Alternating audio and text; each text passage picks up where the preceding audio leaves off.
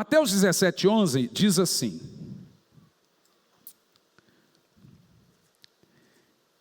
E Jesus respondendo disse-lhes: em verdade, Elias virá primeiro e restaurará todas as coisas. Mas eu vos digo que Elias já veio, e eles não o reconheceram, mas fizeram-lhe tudo o que quiseram. Assim lhes farão também a você, ó filho do homem, ao filho do homem. Espírito Santo, nós te amamos. Como nós te amamos. Obrigado pela tua presença nesse lugar. Obrigado por ser tão pai, nos disciplinar e nos corrigir. Fale conosco, Pai. Amém. E graças a Deus. Meus amados irmãos, todos nós já sabemos a necessidade de um grande e poderoso avivamento, e que avivamento é a erupção do poder de Deus ao longo da história, e que é uma urgência. O que poucos sabem é que o avivamento já começou. Ele não vai começar, ele já começou. Nós já estamos dentro de um início de um avivamento. E o avivamento ele começa exatamente disso. Elias repara o altar, manda o povo se arrepender, cada um confessa seus pecados e aí o fogo desce. Se o altar não for reparado, o fogo nunca vai descer. Agora, o que eu gostaria de analisar com os irmãos aqui nessa noite é quais são os passos, ou as fases, ou como que funciona esse mover de Deus daquilo que nós chamamos de avivamento. Porque avivamento, ele tem precedência, evidência e frutos. Vou dizer de novo: precedência, evidência e frutos. Então devemos perguntar, quais são as precedências do avivamento? Em outras palavras, aquilo que precede avivamento. E quais são as evidências de um avivamento? Em outras palavras, aquilo que segue um avivamento. E o que são ou quais são os frutos de um avivamento? E eu gostaria de analisar com os irmãos de forma bem didática e bíblica hoje, como que compreendemos essa precedência, essas evidências e esses frutos. Para quê? Para sabermos se o que nós estamos vivendo é só um oba-oba, é só um movimento, é só um fanatismo ou de fato é algo bíblico. Primeiro vamos falar da precedência de um avivamento. É o nascedouro de um avivamento, o que faz nascer um avivamento. Todo avivamento ele é precedido de uma coisa que não virá nenhum avivamento virá sem que isso venha antes, que é um espírito profético, ou o que eu gosto de chamar de ministério profético. Já vos expliquei algumas vezes que espírito profético e ministério profético é diferente de dons proféticos. Ministério profético é a precedência, dons proféticos são as evidências. Aí entra línguas, profecias, curas e etc. Isso é o que nós chamamos de evidências. Agora, o que é um espírito profético que necessariamente deve vir antes de toda a erupção, efusão do poder de Deus? Ustedes me compreendem? Mais ou menos. Precisa que alguém interprete, eu posso falar mais devagar, pouquinho mais devagar. Muchas gracias. O que são essas evidências? Viu por que Deus já nos mandou ter as cabines de intérprete? Isso é evidência. Vocês entendem? Então eu estou aqui com os irmãos que compreendem, mas eu tenho que falar mais devagar, senão eles vão pegar 30%, 40% da mensagem. O que é precedência de um avivamento? Preste atenção. Vamos colocar aqui agora o espírito profético, o ministério profético e pôr desse lado. E vamos colocar os dons proféticos desse lado. Coloca para mim na tela, Jairo, por gentileza, 2 de Paulo a Timóteo, no capítulo 4, no versículo 2, porque nem todo mundo que tem o dom profético, ou o espírito profético, ou o ministério profético, ele tem talvez dons proféticos, e nem todo mundo que tenha dons proféticos é profeta. Ora, se todo mundo que tem dom de profecia é profeta, quem cura é profeta, quem faz libertação é profeta, porque a palavra dons na Bíblia é a palavra certa, é a palavra profetismos. Nós acostumamos falar dons porque facilita, mas a palavra originária é profetismos, que vem da palavra grega profeteus. Então tudo que vem do Espírito Santo são profetismos. Toda obra do Espírito, qualquer obra do Espírito Santo são profetismos. Nós chamamos de dons, mas são profetismos. Então quando o apóstolo Paulo diz, não apagueis o fogo do Espírito, desprezando as profecias, a palavra que nós encontramos ali é desprezando os profetismos. Em outras palavras, toda a obra do Espírito, os dons, sejam quais forem. Então ter um dom de profecia, do prognóstico, da vidência, de prescrutar corações, é um dom como outro qualquer, mas ele faz parte do dom profético, não necessariamente ministério profético.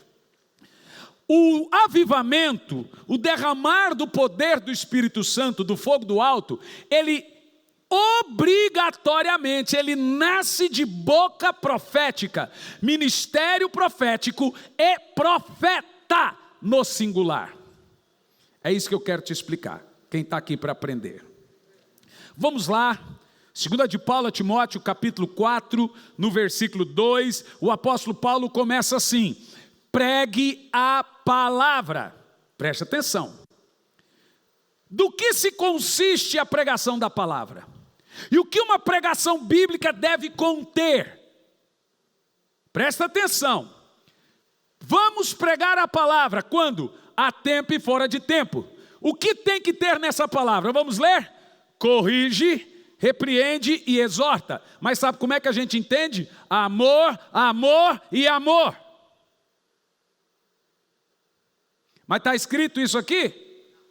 Vamos lá. Precisa alguém dizer que você se ama ou te ama, se você já se ama? A minha mãe sempre diz que eu sou lindo, mas ninguém precisa dizer. Eu já sei que eu sou. A igreja moderna, isso aqui não está no Velho Testamento, viu, irmão? Porque alguém pode dizer, Jesus não fazia assim. Ah, não, fazia não. Como o que tem na palavra? Corrige, sabe como é que você entende aqui? Ó? Corrige, corrige, corrige. Leia você, o que deve ter numa pregação, vai lá. Corrige, repreende e exorta. O que você entende por pregação? Contar piada? Fazer brincadeira? As pessoas estão indo para o inferno e a gente está amortizando, vai para o inferno rindo. Pois bem, não tem evangelista fazendo apelo no inferno e eles não servem café da manhã no inferno. Mas vamos lá. Essa correção, repreensão e exortamento deve ser com toda longanimidade e ensino. Agora preste muita atenção, a palavra pregar ali, ela tem duas definições gregas. É interessante que as duas estão na mesma palavra. Uma é querigma, a outra é querucho. O que muda uma palavra para outra? Muda da atitude, vou te explicar. Querigma é dar uma boa notícia, querucho é dar uma má notícia. Não, desculpa, dar uma notícia. O que depende da pregação se ela é uma boa ou má notícia? Depende da notícia. Por exemplo, quando Jesus disse, ide por todo mundo e pregai, a palavra que nós temos ali é boa notícia, que é a boa nova da cruz. Jesus está falando uma coisa. Mas a Bíblia diz que Jonas caminhava a caminho de um dia e pregava em Nínive. Ora, a pregação de Jonas não era uma boa notícia. Ele dizia, em 40 dias vocês vão morrer. Então o que é que nós temos ali? A palavra hebraica é gara, que é a mesma palavra para querucho. Quando a Bíblia diz que Jesus foi ao inferno e pregou aos espíritos em prisão, ele não foi lá para salvar.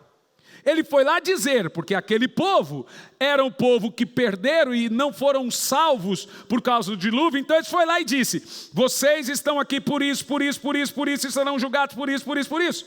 Então nós não temos ali uma boa notícia, nós temos uma notícia. É igual português, meus irmãos, uma boa notícia e uma notícia. Então querucho é apenas dar a notícia. Se ela vai ser boa ou não, depende da mensagem que Deus vai nos entregar. Querucho. Paulo está dizendo, pregue a palavra. Querucho ou querigma, não importa, pregue. Seja ela boa ou má notícia, você é obrigado a entregar. Daí surgiu o termo, a palavra arauto, que significa aquele que não pode mudar a mensagem. Eu amo você, mas não trabalho para você, eu trabalho para Deus.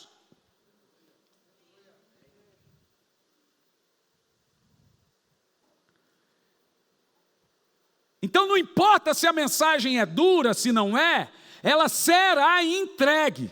Agora escute que tem mais de onde vem isso. Vamos pegar esse ministério profético. Eu já expliquei aqui, os tradicionais, eles têm parte da verdade, apesar de conhecê-lo. Eles dizem que não há mais profecias, porque as profecias ficaram no Velho Testamento, que a Bíblia hoje ela é compartimentada. Horas que convém, o Salmo 23 eu recebo. O senhor é meu pastor, na minha mão que é novo, aí eu recebo. Uma hora que não convém, isso é Velho Testamento.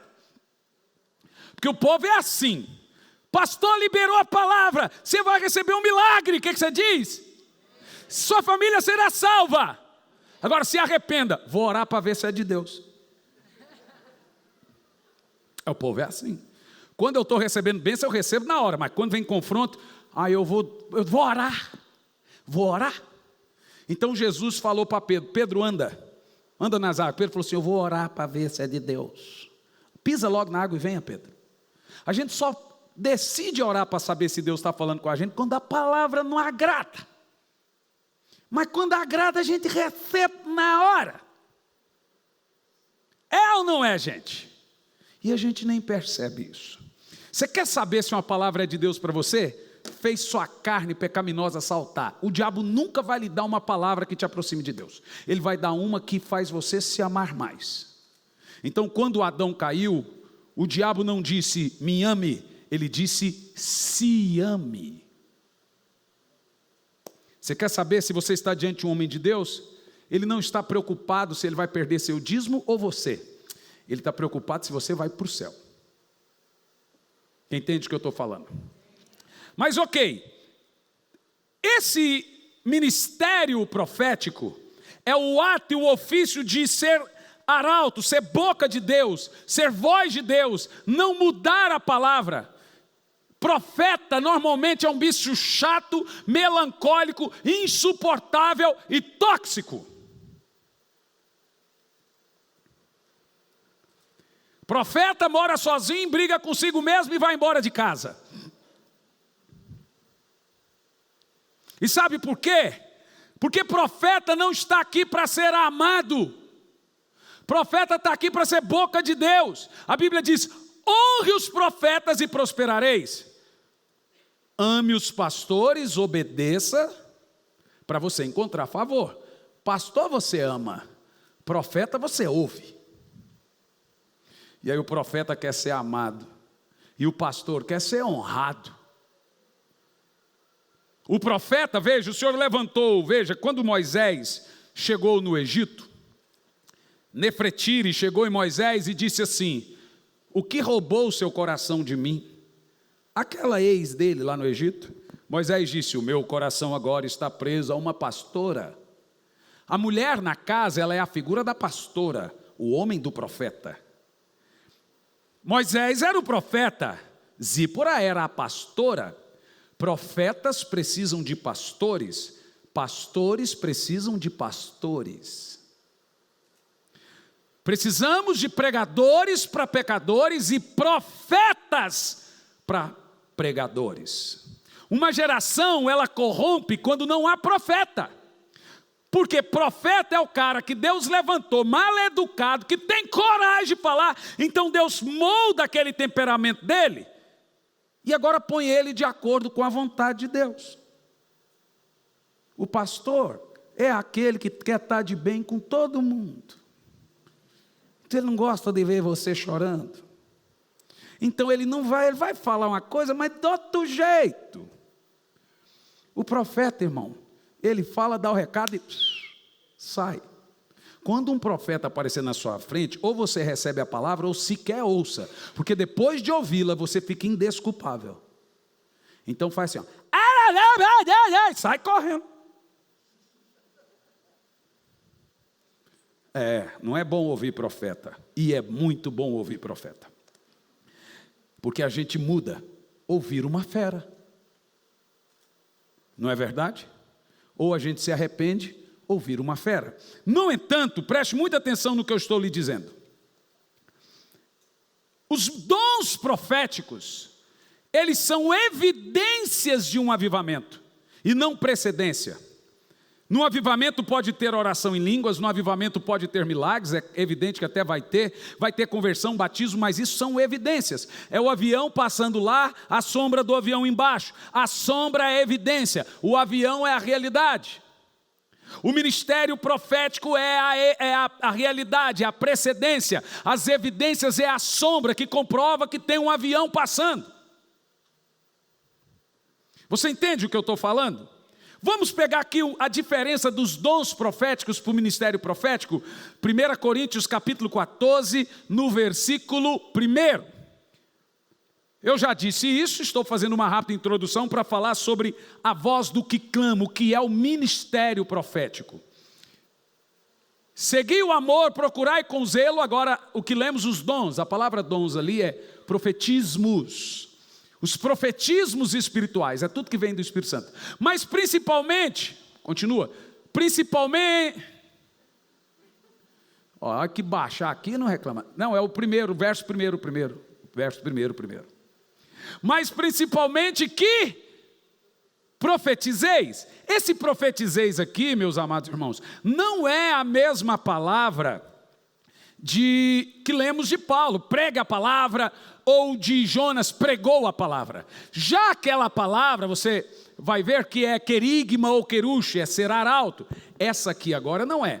Essa é profeteus. Sabe o que significa profeteus?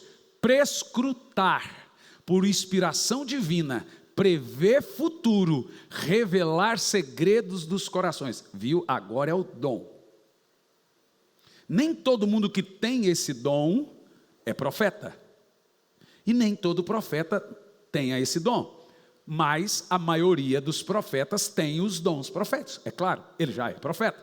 Mas nem todos. Te explico, João Batista era profeta, mas ele nunca curou uma dor da cabeça. Ele nunca revelou segredo do coração de ninguém. Ainda assim era profeta.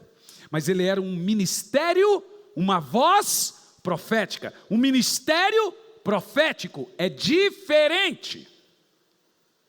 Vamos entender isso agora um pouco? Em Mateus 3, versículo 3, e eu vou pegar como exemplo a pessoa, a figura do profeta Elias. Mateus 3 e 3, preste muita atenção no que eu estou lhe dizendo, muita atenção. A Bíblia Sagrada, ela nos expõe dois espíritos como exemplo no Velho e no Novo Testamento. No Novo Testamento nós temos um espírito chamado de espírito de Jezabel e a pessoa de Jezabel. Nós também temos um espírito no Velho Testamento chamado espírito de Elias e a figura de Elias. É simples.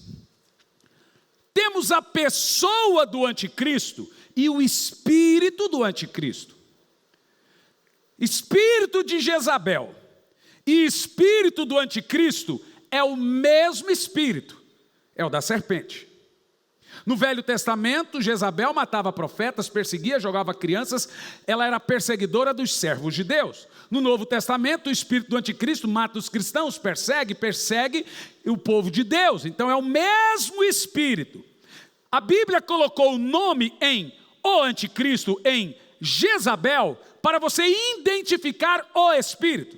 O espírito de Jezabel já estava na Torre de Babel com Samíramis, já estava no Éden quando derrubou Adão e Eva. Ela picará o seu calcanhar e ele lhe pisará a cabeça. Colocarei inimizade entre ti e a mulher. Quem é o espírito de Jezabel? É a serpente. Tanto que na época de Elias, se você matasse uma cobra, era um animal de estimação da Jezabel, da Jeza. Se você matasse uma cobra, você morreria. Ela tinha 2 animais de estimação, cachorro e serpente. Lá naquela época, quem matasse cobra morreria. Jezabel é só a maneira visível de você entender como a serpente opera. Funciona assim. Se você... O que é isso aí, gente? O que é isso aí, Fabi? Ah, lá do lado de fora? É a serpente. Fecha a porta. Está provocando. Veja. A serpente é uma voz bíblica, religiosa. Vou te dar um texto aqui assustador, porém verdadeiro. Os Twitter que Deus me dá na madrugada, todo dia. Põe para mim João 8,44, porque preste muita atenção no que eu vou te dizer.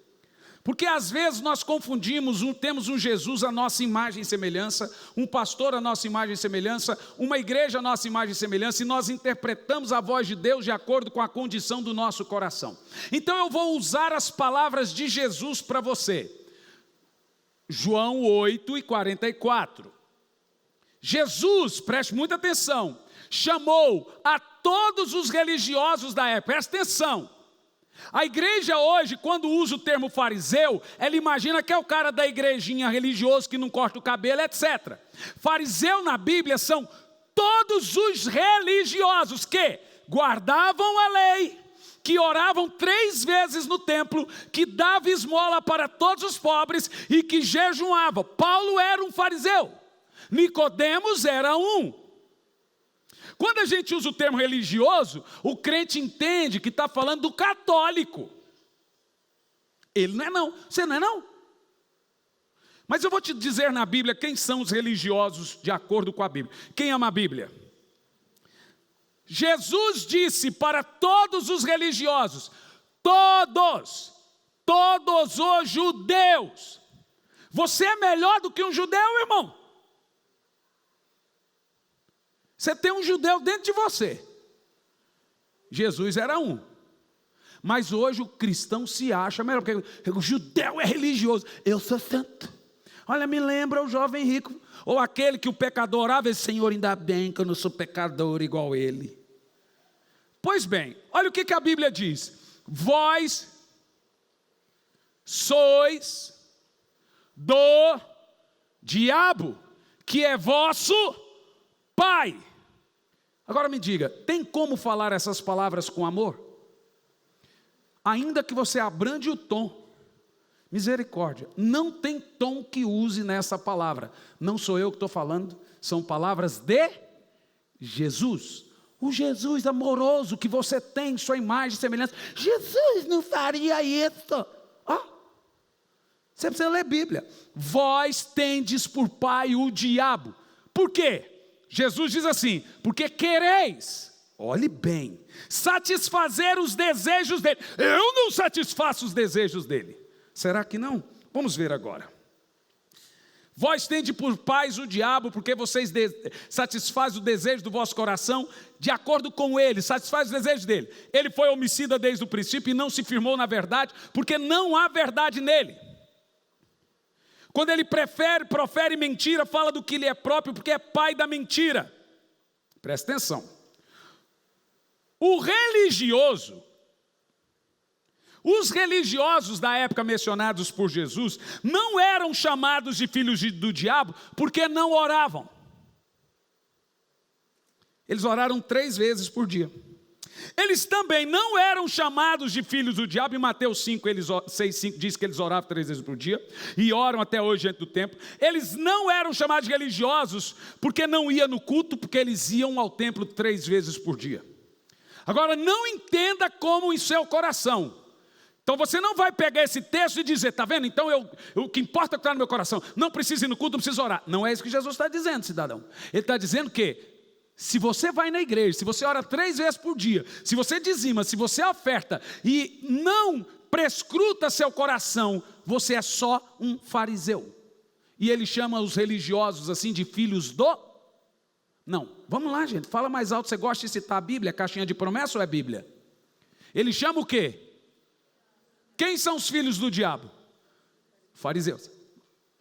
Você não falou religioso, né? É que na sua cabeça, fariseu é o coitado do judeu que rejeitou Jesus. Fariseu é toda pessoa que lê Bíblia. Você vai falar, irmão, mas pastor, eu sou de oração. Eu sou profeta. Eu não adultero. Eu não minto. Eu não sei o quê. Pois bem, vamos lá, vamos entender isso aqui. Eles não foram chamados de filhos do diabo porque não oravam. Porque em Mateus 6,5 diz que eles oravam diante do templo 3 vezes por dia. Eles não eram chamados de filhos do diabo porque não davam esmolas. Porque ninguém cuida dos pobres, órfãos e viúvas, que está na lei de Moisés, como o judeu. Pois Jesus afirma em Mateus 6,4 que os religiosos esmolam os pobres, cuidavam, etc. E mais, eles não faltavam em cultos. Eles guardavam todos os mandamentos. Lembra do jovem rico? Eu guardo todos os mandamentos. Mas por que eles foram chamados de filhos do diabo? Jesus diz, porque vocês satisfazem a vontade e os desejos do coração de vocês. Deixa-me te explicar. Você sabe o que é um ídolo? Ou o Baal propriamente dito? Por que os 2 primeiros mandamentos dos 10 somente ao Senhor teu Deus adorarás, e só a Ele prestarás culto? Ou mais, não farás para ti imagem de escultura.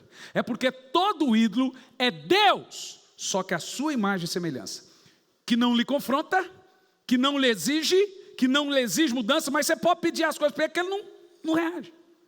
Então, aquele ídolo não existe. Você construiu o Deus de Abraão, Isaac e Jacó, pintou ele e você chama aquilo de Deus. E isso é Baal.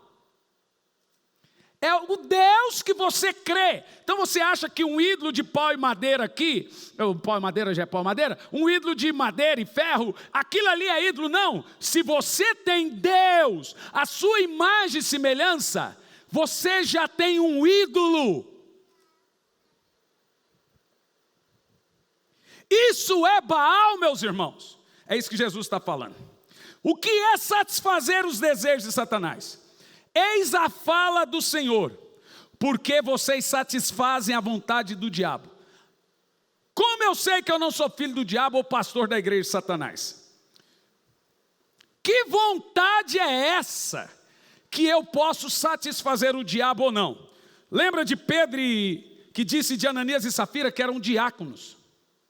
Por que encheram tua mente de Satanás? Não, pastor, eu não quis dizer isso. Irmão, Deus não está lendo a sua mente. Ele está sondando o seu coração. Você sabe o que está na sua mente, mas não no seu coração, nem você sabe. Porque se você soubesse o que estivesse no seu coração, não precisaria a Bíblia dizer para o Senhor sondar. Davi disse, sonda-me, ó Deus, vê o Senhor se há em mim alguma coisa má. Presta atenção. Pedro disse a Ananias e Safira, e também Saul. O problema de Saul não era pecado moral, meus irmãos. Era o pecado no coração que nem ele sabia. Você quer ver Saul? Tá bom, Samuel, Deus não me quer. Sai comigo então perante o povo, para o povo pensar que Deus está comigo. É assim que vivem muitos. O povo pensa que ele é de Deus.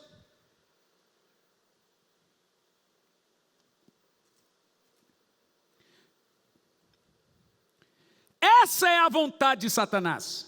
Encher o coração de Satanás. E mais do que isso, a vontade que nós deixamos Satanás praticar em nós, ainda que você ore com a boca, cante com a boca, ajude os pobres com obras, se deixar o diabo entrar no seu coração, você estará satisfazendo a vontade dele e será do maligno. Não, eu sou filho de Deus. Ok, deixa-me te explicar uma coisa na Bíblia. Existe uma diferença de filho do maligno e filho de maligno. A Bíblia diz que Judas é filho do maligno, a Bíblia diz que Caim era filho do maligno, diz que os fariseus é filho do maligno. Filho de é gerado, filho do é adotado, adquirido. Jesus é filho de Deus, porém também é do homem. Apesar dele ter sido gerado por Deus, ele é adquirido porque nasceu entre os homens. Apesar de você ser feito em imagem e semelhança de Deus, quando o diabo entra no seu coração, você passa a ser adquirido pelas obras dele. Já voltamos nesse texto, por favor. Quem são os filhos de Deus na Bíblia? Romanos capítulo 8, versículo 14. Som do seu coraçãozinho agora, por favor. Romanos 8 e 14. Você vai ler em voz alta, por favor. Minha esposa não gosta que eu vista esse paletó, porque eu ganhei de um dos maiores avivalistas do mundo. Ela fala que quando eu visto esse paletó, eu fico encarnado. O pastor me deu ele lá na Colômbia. Então ele despeja óleo. Vamos ler todos em voz alta, vai lá. Pois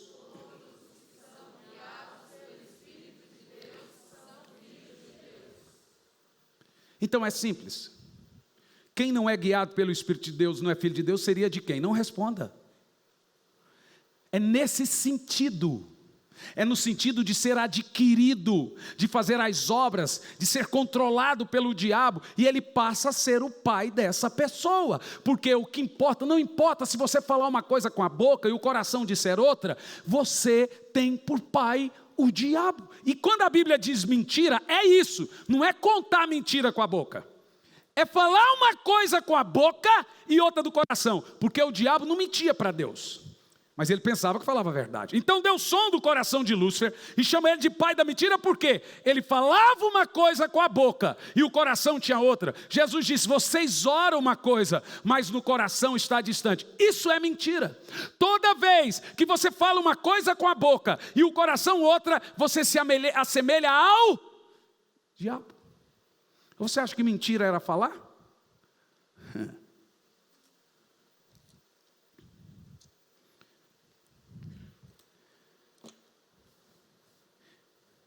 Em Mateus, também diz: aonde estiver o seu coração, ali também estará o seu tesouro. Por isso que muitas vezes, meus irmãos, é mais fácil lidar com gente caída, como o filho pródigo, destruída como a samaritana, do que religioso, como o jovem rico, os fariseus. Deixe-me te explicar isso. Jesus sempre traça um paradoxo entre o bom samaritano, porque o samaritano era metido a pecador. O judeu olhava para o samaritano por causa de Baal, Acabe, Jezabel, que era a rainha, que é os reinos de Israel, só que dividido depois de Salomão, e tinha os de Davi, Salomão, etc., que é Judá. Judá é uma tribo. Os outros 11 reinos que Deus tomou de Salomão, ficou com Jeroboão, e aí vem Acabe, Jezabel e reina, e a capital era Samaria. Ali entra Baal, e ali vai Elias confrontar aquele povo de Israel. Jesus vem de Judá, Davi vem de Judá. Então o judeu viu os samaritanos com seus ídolos, com aquele pecado, e achava que esses são pecadores. Então está lá o fariseu vendo o samaritano orar, e o samaritano diz: Senhor, eu sou pecador, eu sou isso, aquilo, outro. E o fariseu: Senhor, obrigado porque eu não sou samaritano, obrigado porque eu não cometo os pecados dele. Ele não estava mentindo para ele estava mentindo para Deus. Essa é a mentira do diabo. E quem comete essa mentira faz as obras também de Satanás, mesmo que sem perceber. É isso que Jesus está falando. Vou te explicar isso bem detalhadamente para você compreender a revelação bíblica. quando você abrir a boca para falar algo, sonda o coração primeiro para ver se a boca está falando o que sai do coração. Senão você mente diante de Deus e você se assemelha ao diabo. Vamos lá. Imagina que aqui eu tenho um cano de água e aqui eu tenho a caixa d'água. Aqui dentro da caixa d'água eu tenho um sapo morto. Aqui eu tenho um cano cheio de lama. Quando eu ligar a caixa, ela vai passar pelo cano da lama e vai sair o que? A água suja. Então eis que aqui eu tenho a água suja. Mas se eu ficar mandando água, a lama vai saindo, chegará um ponto que a água ficará limpa. Esse é o samaritano. Esse é Davi. Mas aqui eu tenho uma caixa. Só a caixa. Só com sapo morto. A água sai aos meus olhos limpinha. Significa que ela é limpa? Mas aparentemente é limpa. Significa que, apesar de vê-la limpa, ela tem um sapo morto. Então não adianta você fechar a boca, não adianta controlar as palavras, não adianta trocar a torneira. Se tiver um sapo morto, é a caixa que tem que trocar. E não adianta lavar a caixa, não adianta, eu conheço meu coração, nem você conhece. Aí que entra o espírito de Elias, ele revela o seu coração para você. Então quando você fica com raiva de mim, não é de mim, você se conheceu. Quando você é arrogante, você vê todo mundo arrogante. Quando você é mentiroso, todo mundo é mentiroso. Quando você engana, todo mundo engana para você. Porque todo mundo olha para o outro de acordo com a ótica do seu coração.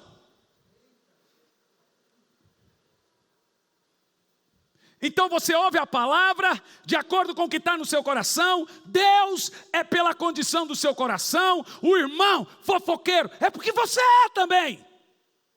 Porque quando a pessoa tem o Espírito Santo, a ninguém conheceis segundo a carne. Ele olha e fala: Senhor, esse irmão deve estar com problema. Mas nós olhamos para as pessoas e as vemos porque cada um é um espelho de cada um. Vê? Vê? Deus reflete a imagem de cada um no outro, a cada um. A menos que o Espírito Santo comece a lhe controlar, você vai ver todo mundo a sua imagem e semelhança. A palavra de Deus, sua imagem e semelhança. Deus, a sua imagem e semelhança, por causa da condição do coração. Mas quando o Espírito Santo lhe controla, você vê o arrogante e fala: Senhor, talvez ele tenha um problema familiar, talvez ele está triste. Você começa a ver as pessoas de outra. Por isso que Jesus, quando diz: Senhor, Pai, perdoa-lhes, é porque quando eles fizeram o que fizeram com Jesus, Jesus sondou o coração e viu que eles estavam dominados pela serpente.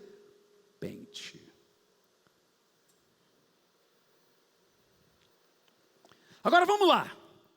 Aqui está Davi, adulterou, esculhambou, torceu para o Corinthians, fez tudo que não devia. Cadê o Jairo? Se converta, Jairo. Ih, é outro Corinthians. É difícil, isso é só milagre. Bom, gente, esse sou eu normal, tá bom? Ele fez tudo que não devia. Você olha, Davi é a encarnação do mal, é do dianho. Mas eu ponho desse lado agora Lúcifer. Lúcifer é o capetão. Mas você acha que Lúcifer é Satanás por quê? Quem que ele matou? Qual foi o adultério de Lúcifer? Qual foi o pecado de Lúcifer, senhoras e senhores? Eu vou mostrar para você na Bíblia, porque Lúcifer era um sacerdote, era um pastor. A maior igreja é a igreja dele, porque quero conhecer gente que não tenha orgulho. E foi Jesus que disse que todo mundo que não vê pecado em si, tendes por pai o diabo. Vamos lá, Ezequiel capítulo 18, versículo 12, vamos ver qual foi o pecado de Lúcifer. Como podemos saber que Lúcifer é pecador? Só Deus. Porque se você olhar para Lúcifer, você vai congregar na igreja dele. Ai, misericórdia, vai. Quem quer que um pastor, homem de Deus, que abençoe sua vida? Um pastor de jejum e oração. Um pastor que conheça a Bíblia. Um pastor que não seja adúltero. Um pastor que não roube. Um pastor que não fume. Um pastor que não jogue. Um pastor, pronto. Todo mundo quer. Tudo isso Lúcifer era. Quem quer um pastor que lhe ame? Que trate você com carinho? Bom, nem você trata seu filho como você espera que Deus lhe trata. Porque nós temos um Deus de acordo com a condição do nosso coração. Se Deus tratar você do jeito que você trata o seu filho, você desvia.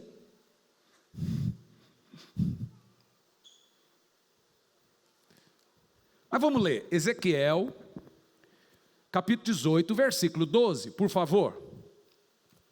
Eis a palavra e por que Elias, o espírito de Elias veio. O texto começa falando sobre o rei de Tiro. E o Senhor agora, a Ezequiel, usa um rei muito orgulhoso para lembrar quem era Lúcifer. Ezequiel 18 e 12.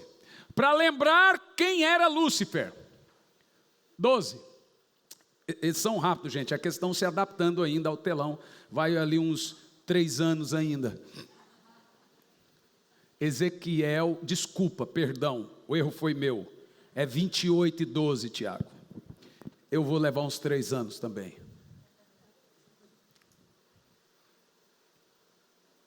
28, perdão. Vamos lá. Filho do homem levanta uma lamentação contra o rei de Tiro. Lembra, o rei de Tiro é orgulhoso. E agora Deus vai usar esse rei maligno para falar de Lúcifer. Assim diz o Senhor Deus, tu eras o sinete da perfeição. Lúcifer era o quê? Perfeito. Cheio de sabedoria e formosura. Lúcifer é lindão e cheio de sabedoria. Então você acha que a serpente vai falar e você terá discernimento sem que o Espírito Santo lhe dê? Ela conseguiu convencer a 1/3 dos anjos que ser demônio é melhor, derrubou Adão e Eva, muitos reis e profetas, e você acha que pode debater com ela sem que o Espírito Santo mata o seu coração e você nasça de novo? Porque as pessoas são assim. Quando a serpente vem pregar para você, você esquece daquele que Deus usou para lhe abençoar. Você quer saber se um servo de Deus está falando com você? Olha o fruto. Não dá, não é por milagres, é pelo fruto, é a família dele, é o testemunho, é o dia após dia, é um dia após o outro. Não é porque você não topou com a minha cara. Isso é de todo homem de Deus, é pelo fruto. Mateus 7, versículo 22. Pelo fruto, Jesus diz, gente, fruto vem do coração. Continua o texto. Estavas no Éden, agora vai falar da serpente, jardim de Deus. Aí Lúcifer cobria de todas as pedras preciosas, sárdio, topázio, diamante, berilo, ônix, jaspe, carbúnculo, safira, esmeralda e ouro. Tudo isso era seus engastes e ornamentos. Continua. No dia em que fostes criado, foram para ti preparados. Tu eras querubim da guarda, ungido. Quem não quer um pastor ungido? Lúcifer era ungido. E eu te estabeleci, e você permanecia no monte da congregação. O cara era sacerdote de Deus. Qual foi o pecado de Lúcifer? Ele andava no meio do fogo. Meu Deus, se você vê Lúcifer hoje, você fala, que homem de Deus. Aqui você imagina um chifrão. Esse é o Lúcifer de Hollywood. Mas continua, verso 15. Perfeito eras nos teus caminhos, desde o dia em que fostes criado, até que se achou. Tem 3 palavras para orgulho na Bíblia: iniquidade, malignidade e orgulho. Quando você lê na Bíblia maldade, iniquidade, malignidade, são a mesma coisa. Orgulho é um conjunto de centenas de pecados. Ah, eu não sou orgulhoso. Já foi, só de falar isso. Chega no humilde e fala, provavelmente você é orgulhoso. Ele fala, Senhor, não é possível. Chega no orgulhoso e fala, você é orgulhoso. Não, porque veja bem, já está com o coração cheio do janho. E continua. Na multiplicação do teu comércio. Veja, eu não sei o que ele andou vendendo, se foi as pedras que ele roubava ou se as pedras que ele tinha no corpo. Veja, não é pecado, porque Paulo, os livros que ele tinha não foram de graça, foram comprados. É o acúmulo de comércio. Então Deus me revela a vida das pessoas, agora em São Luís, e a irmã puxou o talão de cheque, eu tenho que lhe abençoar. Eu falei, não faça isso que você vai me matar. A Bíblia me proíbe receber recompensa, porque Deus me usou para fazer algo. Aí veio um outro, não sei de onde, eu vim aqui, servo de Deus, e te trouxe R$1.000 de oferta. O que eu faço? Está vendo aquele mendigo? Dá para ele. Eu não posso receber recompensa se Deus me usar para falar com você. Eu posso receber oferta de uma igreja, posso vender meus livros, mas recompensa porque eu curei só por isso, eu não posso. Aí eu fico igual o Geazi, leproso. Então Lúcifer começou a receber recompensa pelo que Deus deu a ele, fez a ele. Ele multiplicou comércios. Agora, isso encheu de violência. Qual foi o pecado de Lúcifer? Volta antes. Pecastes. Volta antes, qual foi o pecado dele? Até que se achou. Lembra a caixa e o cano. Lúcifer é a caixa. Davi é o cano, o religioso é a caixa, os samaritanos, a pobre da samaritana, o irmão do filho pródigo. Mas o irmão, eu não falto culto, eu faço minhas... Olha, você não pode faltar culto. Mas saiba, irmãos, pode haver pecado até na nossa santidade. Nós temos que nos arrepender até do nosso falso arrependimento. Até os profetas têm que sondar o coração, porque como funciona a cabeça do profeta? Como Deus usa ele, se ele é humano, é natural que imperceptivelmente um ego começa a entrar. Então vem alguém e fala, eu quero que você fale de Deus para mim. Mas às vezes Deus não falou nada, e ele não tem obrigação. Ele pode ficar uma semana sem falar através de ninguém, mas o cara, ele tem que ser profeta, então ele agora entra o coração dele, com medo de ser rejeitado, porque tudo nasce da rejeição, para ser aceitado, e começa a falar em nome do Senhor, sem Deus ter falado nada. Balaão era falso profeta? Nem sempre, ele profetizou a volta de Jesus, mas tinha horas que ele era falso profeta, porque agora, tinha horas que ele profetizava por voz de Deus, tem horas que ele profetizava pelo seu próprio coração, na vaidade, de querer ser aceito. É o pastor que fica com medo de perder o membro, é o pastor que fica com medo de perder os dízimos, a arrecadação. Então ele começa, na rejeição de não querer, ele começa a falar para o povo o que o coração deles aceitam. Aí ele vira um falso profeta que faz falsa profecia. Porque tudo nasce da condição do coração. Então o homem, quanto mais duro ele for, mais ele tem que orar. Por isso que eu oro das 5 da manhã, por volta das 11 da manhã. Pensa num cara ruim.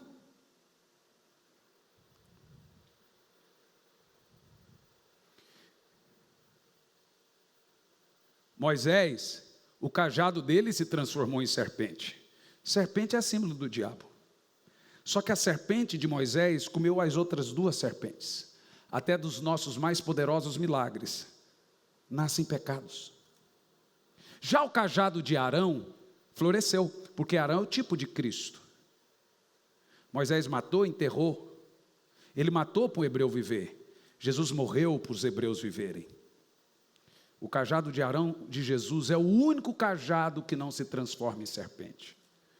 Todos nós temos uma condição de serpente em nosso coração. Eu, você, todos nós.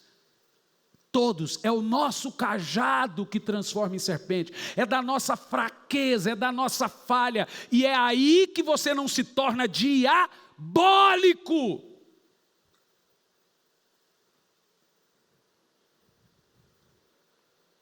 Não se orgulhar da sua humildade ou da sua vida de oração. Que Deus apiede-se de nós porque eu oro. Que Deus apiede-se de nós porque eu jejum. E eu faço isso, senão eu sou da igreja do pastor. Satanás.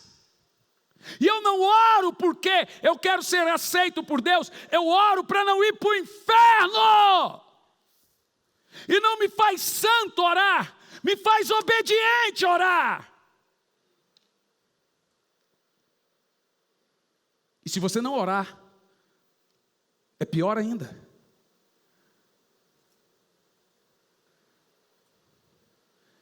Eu vou lhe dar alguns textos. Quem está comigo, diga amém. E eu vou continuar essa mensagem no domingo.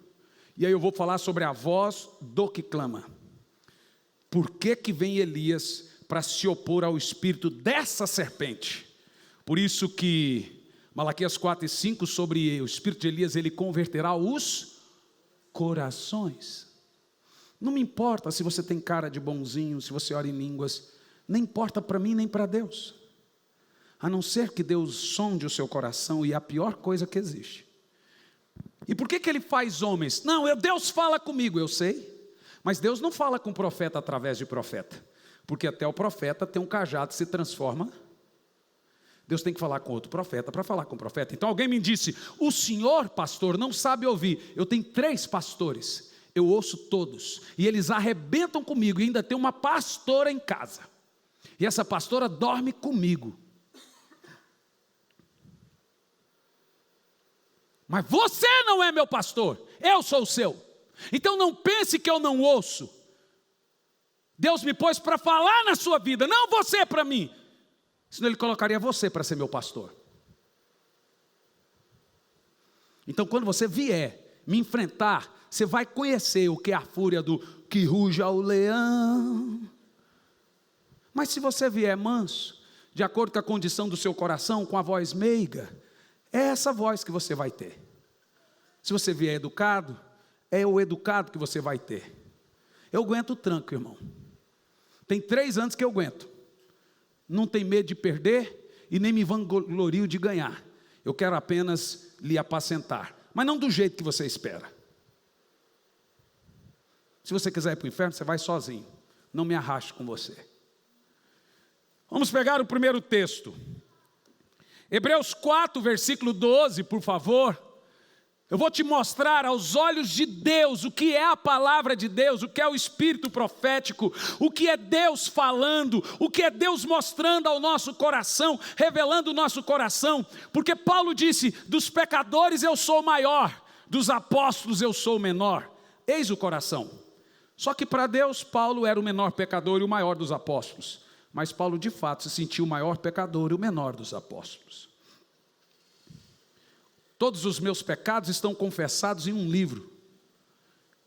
Em 2007.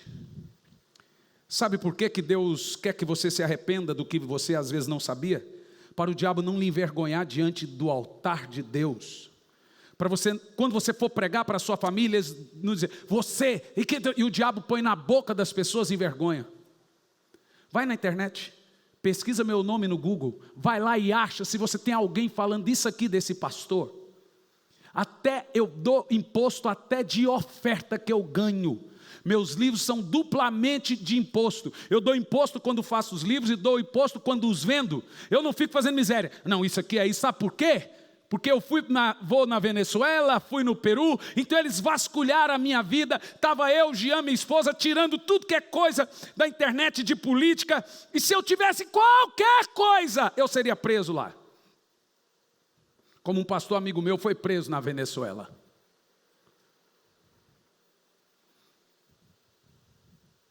Isso me faz santo? Isso me dá mais temor. Sabe, quando eu oro, eu morro de medo. Morro de medo, Senhor, tenha misericórdia, apiede-se de mim. Hernani, você sabe que se você for levar essa palavra na quarta-feira, você pode ficar com 40 pessoas na igreja, você está disposto? Eu estou. Então vá. Eu vim, virei as costas e fui embora. Se você não gostou, é assim, ó. Quando Maria e Isabel, esses dias eu estava pregando sobre Jezabel e fui citar o texto, falei, quando Maria e Jezabel, aí um pastor disse, esse avivamento é tão grande que até Jezabel se engravidou de João Batista. Você vê que poderoso. Mas quando Maria e Isabel se encontraram, as 2 crianças saltaram de alegria no ventre. Mas quando Elias topou com Jezabel, virou uma confusão dos demônios, que ninguém queria ficar perto.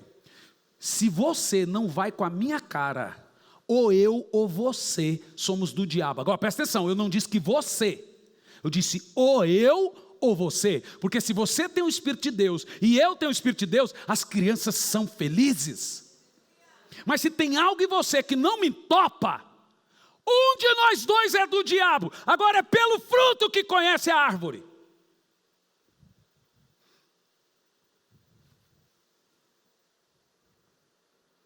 É nisso que nós sondamos o nosso coração. Então, irmão, às vezes tem algo que você não gostou de ouvir. Receba. Pouco morre. Demora a morrer, mas morre. Tenta pegar um porco para matar ele. Mas morre. Normalmente é 3 dias para morrer e depois ressuscitar. Fica reinando 3 dias, mas morre. Então, eu já fui em conferência só para assistir. Senhor, eu estou a fim de apanhar. Um dia um homem de Deus, porque Deus não usa Davi para falar com Davi, Samuel para falar com Samuel, por causa de todo o coração é enganoso. E um olhou para mim, estava eu e a pastora Elisandra, né? E falou, vem cá, irmão do céu, isso foi exposição. O cara me pegou diante, Eliane lembra, lá na Provisão em Vida. O cara não, mas foi uma vergonheira. Uma vergonheira que eu chorei uma semana. E o cara me expôs. Você quer, pá. Demorou 3 dias. É 3 dias para morrer e 3 dias para ressuscitar. Então não venha me dizer que eu não sei ouvir. Você já sentou comigo para dizer que eu não posso pensar? Quem já sentou comigo aqui? Eu sei ouvir ou não? Eu não sei ouvir? Você. Tem gente que nunca sentou comigo, que está falando que eu não sei ouvir. Irmão, se você me enfrentar como homem de Deus, você corre o risco de ser bem aceito. Se você me enfrentar como o Hernani, você terá toda a certeza que você vai ter uma fera descontrolada, porque a minha condição humana é terrível. Eu não tenho medo de nada, eu vou para cima, mas o homem de Deus que há em mim consegue ouvir. Fica remoendo, a vontade de esmagar. Mas quando eu estou debaixo da unção de Deus, eu fico calado. Mas se eu tiver num dia normal, de ser humano, qualquer um, aí a casa vai cair. Então quando você for falar comigo, ore uns 3 dias, Senhor, baixa naquele homem. Desce nele, a montanha está dormindo, quando diz o pastor Éder. A montanha está dormindo acordada. Porque quando a montanha descia no Sinai era Deus, quando não estava podia subir. Aí eu falo, Éder, como assim? A montanha aí está dormindo? Porque se é o Hernani, quando ele vê, Deus está falando com você, se é o Hernani, aí ele me xinga, fala tudo. Mas quando eu estou debaixo da unção de Deus, irmão, nunca fala de quem ora, nem de uma senhorinha de idade, nem de alguém cheio de defeitos. Se ele for de oração, você está correndo um risco grave. Porque homens que oram, normalmente ouvem a Deus. Homens são cheios de defeito.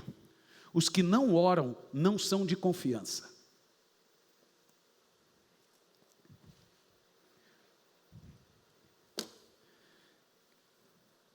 Vamos lá, Hebreus 4:12. E eu vou concluir agora. Meu relógio parou. Graças a Deus que ele parou. Falta poucos para as 10. Não vou dizer quantos poucos, mas falta poucos. Vamos lá. Esses são os últimos textos. O Jean vem aqui para parecer que está terminando. Olhe bem. Vamos lá. Porque a palavra de Deus é viva e eficaz. Agora, vamos ler o resto do texto. E é cortante do que qualquer espada. A Bíblia é uma espada que fere, não uma almofada para dormir.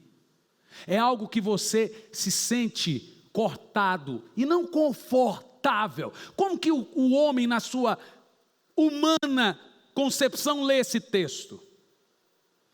Paulo diz, prega a palavra, corrige, repreende e exorta. Mas você entende, amor, amor, amor. A Bíblia diz que a palavra de Deus é uma espada, é algo que você é confrontado, é algo que você é cortado, não é algo que você dorme em cima. Você quer saber Deus é rude com os rudes, amoroso com os amorosos, silencioso com os silenciosos, terrível com os terríveis. Por que Deus pega pesado comigo? Isso é ruim. Com José não foi assim. Com Paulo foi terrível. Com Moisés, então, 40 anos. O cara era ruim. Ruim. Ué, irmão. Você quer ver outro texto? O que a palavra de Deus faz? Hebreus 4:13. Vamos ler em voz alta? E não há criatura que não seja revelada, manifesta na sua presença. Continua o texto. Pelo contrário, todas as coisas estão descobertas diante dos seus olhos. Davi só foi exposto porque ele encobriu o pecado. Eu estou melhor, irmão. Lá em Campo Largo, normalmente eu mandava a pessoa ficar em pé e mandar embora da igreja. Eu e a pastora já fomos em casa de pessoas, falei, você vai falar para o seu marido o que você fez ou eu falo? E eu dei para ela 2 meses para ela confessar que traiu o marido. Não confessou. Eu parei dentro da casa dela com a minha esposa. Falei, você vai falar, eu te dei tempo. Tinha uma outra que estava traindo, junto com o obreiro, Deus me mostrou, avisei, continuou, falei, fica em pé. Não é lugar para você aqui mais. Está lá a igreja. Olha a minha ruga de preocupação. Quer me matar? Mata. Você vai me fazer um favor, eu não vou me matar. Ainda vou para o céu. E vou chegar lá e você vai para o inferno porque me matou. Tenta destruir a igreja. Pensa na preocupação que eu estou. Vai aonde você quiser. Eu estou aqui e vou fazer o que Deus manda. Eu amo vocês, mas não trabalho para vocês, trabalho para o Senhor. Eu quero levar algumas pessoas para o céu comigo. Quem quer ir para o céu comigo? Você vai ver muitas falhas em mim. E quando você apontar elas, normalmente eu vou te dizer, provavelmente você está certo. Provavelmente eu errei. Esse sou eu. Agora, eu não me arrependo de falar aquilo que Deus me disse para falar. Os homens deveriam se arrepender por não ouvir o que Deus disse. Todas as coisas, a Bíblia diz que tudo que é oculto é gritado do telhado. Do telhado.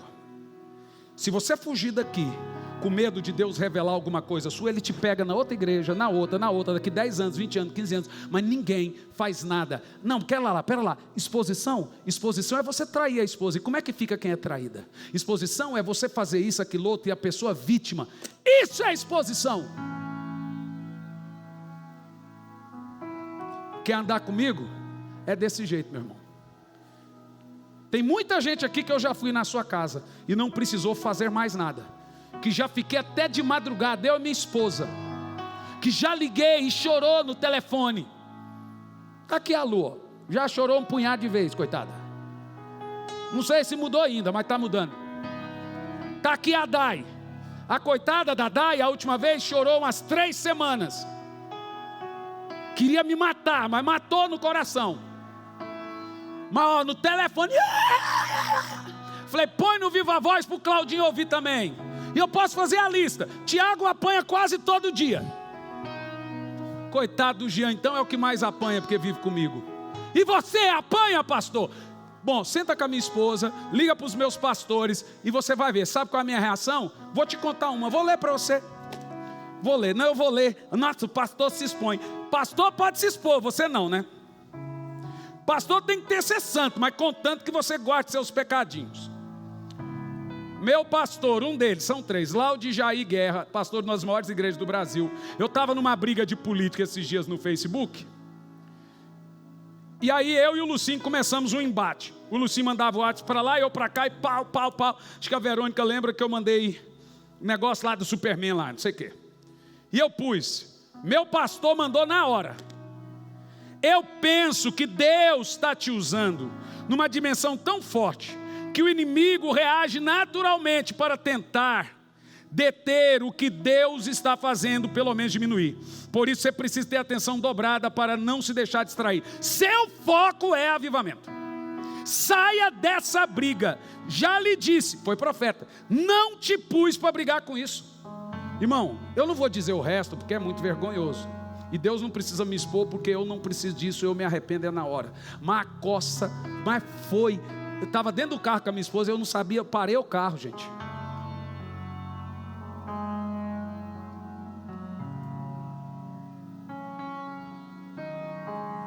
Agora, se eu não obedeço, vou numa igreja qualquer e Deus levanta um servo de Deus e começa, pá, vem cá, eu não te falei? Ué. Meus amados irmãos, tem que ter muito amor para falar o que Deus fala. Você não tem que amar seu ministério para falar o que Deus fala. Quem ama a cabeça não confronta. João Batista não amou a sua cabeça, por isso confrontou Herodes diante de todos. Há muitos anos eu deixei de amar meu ministério e passei a amar o Senhor. Claudinho ficou um tempo lá em Campo Largo. Nossa igreja era para ter 5.000 pessoas. É uma das maiores igrejas da cidade. Era. Um dia o pastor chegou e falou para o Paulo: tem umas 50 pessoas que era da igreja do seu pastor aqui. O Paulo, boca mole ou boca dura como ele é, olhou para o pastor e disse: tem umas 150 sua lá. Aí eu falei para o pastor, pastor, glória a Deus que tem tanta gente da minha igreja aí na sua. Deus me deu tanta unção que eu ganho alma para mim e para você. Já imaginou o que seria dessa cidade ser um ministério ganhador de alma igual a mim? Eu ganho para você, ganho para Quadrangular, ganho para o outro, ganho para o outro, ganho para o outro e para o outro. É reino de Deus, pastor. Ele não sabia o que falava. E eu estou falando isso de coração. Eu não conseguiria cuidar de 5.000 pessoas. Hoje, agora sim, nós temos uma equipe muito grande, pastores lá. Já teve gente que entrou na igreja para me bater. Um delegado, né, amor? 2 metros, delegado da Civil. Não vou dizer quem é ele, é evidente. Mas o cara traía a mulher, não sei o que, e Deus me mostrou a vida dele. A hora que ele entrou no escritório, é porque a minha mulher quer o divórcio. E o cara não queria dividir os bens, mas queria continuar com a amante com a mulher. Eu olhei para a cara dele e falei assim: tu tem a não sei o que, não sei o que, não sei o que, não sei o que. Ele levantou, pôs a mão na cintura e falei: senta! Ele falou: ou você é um homem de Deus, ou não tem medo de morrer. Eu falei: as duas coisas.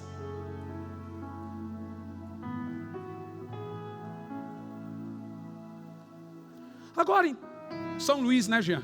O cara veio, tá aqui, a mão tá até cortada. Onde Jesus foi ferido aqui, ó. O cara vinha assim, ó, e tentava encostar em mim assim, ó. Eu falei: vai, põe a mão. Ele veio para me matar. Agora em São Luís. Você acha, irmão? Eu estou aqui disposto ao que for. Vai ter alguma vez que a minha condição humana vai, é claro. Mas quando eu subir no altar, eu orei pelo menos 5, 6 horas por dia para saber o que Deus quer falar. Então cuidado. Mas nós somos pecadores. Talvez eu sou o pior, por isso eu tenho que orar mais. Mas quando Ele pousa na montanha, é assim que Deus quer fazê-lo. Essa é a palavra de Deus. Agora, eu posso ganhar sua família, não do jeito que você quer. Como já batizei aqui muitos filhos e parentes, Deus me deu esse dom. Mas se você continuar de birrinha, está na sua mão, não está mais na minha, não está mais de meu poder. Deixa eu ganhar sua família, deixa eu te ajudar, deixa eu nos ajudar. Vamos ganhar essa cidade para Jesus. Esse clube aqui é nosso, gente. Nós estamos aí em menos de 1 ano, né, Zeca? Vamos sair daqui, vamos para esse salãozão aqui, é nosso. Alguém não entendeu ainda? É a sua família que vai congregar ali, meu irmão.